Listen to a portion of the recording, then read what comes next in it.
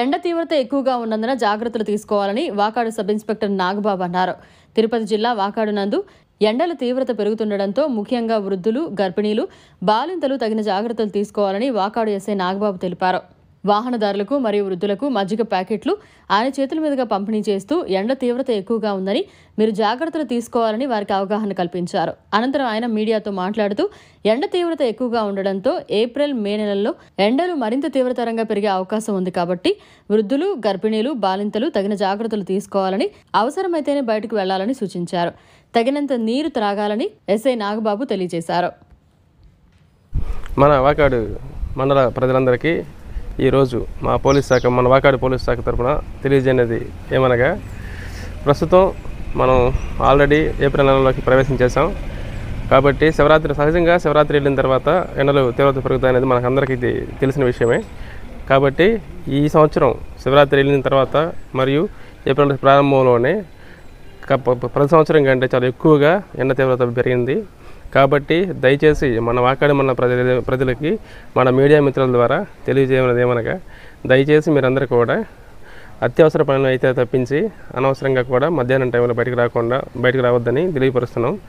అదిగాక ఈ సంవత్సరం మన భారత వాతావరణ శాఖ వారు కూడా ఎల్నినో ప్రభావం ఎక్కువగా ఉంటుందని తెలియపరిచారు.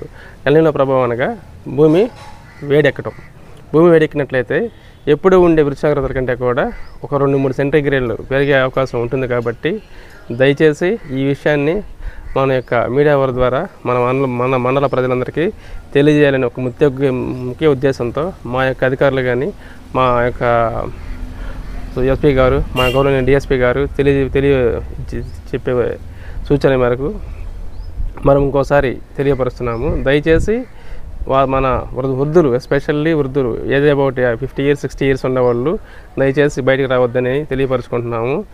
ఆ మహిళలు కూడా సాయంత్రం పూట వాకింగ్ వచ్చేటప్పుడు కూడా మన కూరగాయలు, నిత్యావసర వస్తువులు వస్తూ ఉంటారు. కాబట్టి ఉదయం 10 గంటల లోపు, సాయంత్రం 5 గంటల తర్వాతే వచ్చి చేసుకోవాల్సిన కోసం. మరి ముఖ్యంగా ఎక్కువగా మీరు వాటర్ తాగుతూ ఉండండి, మంచినీళ్ళు ఎక్కువ తీసుకుంటూ ఉండండి.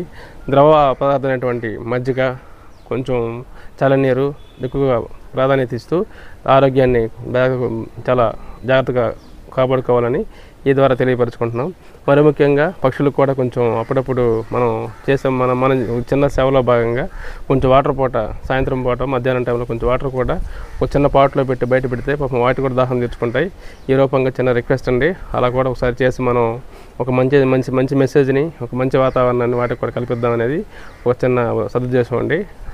మరి ముఖ్యంగా నేను చూస్తూ ఉంటున్నాము, ఎక్కువగా మధ్యాహ్నం టైంలో బీచ్లకు వెళ్ళి ఏదో తాపానికి స్నానం చేస్తే ఎక్కువగా తలపడదాం ఉద్దేశంతో బీచ్లకు వెళ్తూ ఉంటారు.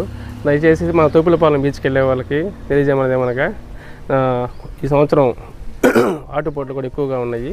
కాబట్టి బీచ్కి వెళ్ళే వాళ్ళు దయచేసి కొంచెం జాగ్రత్తలు తీసుకుని లోతు ప్రాంతానికి వెళ్లకుండా కొంచెం దగ్గరలోనే ఉండి ఎటువంటి ప్రమాదానికి గురి కాకుండా ఉండాలని ఈ విధంగా తెలియకోరుకుంటున్నాం. దయచేసి ఈ సూచనలు పాటిస్తూ మా యొక్క విజ్ఞప్తిని మీరు కొంచెం తీసుకుంటారని మనస్ఫూర్తిగా కోరుకుంటున్నాం. Thank you.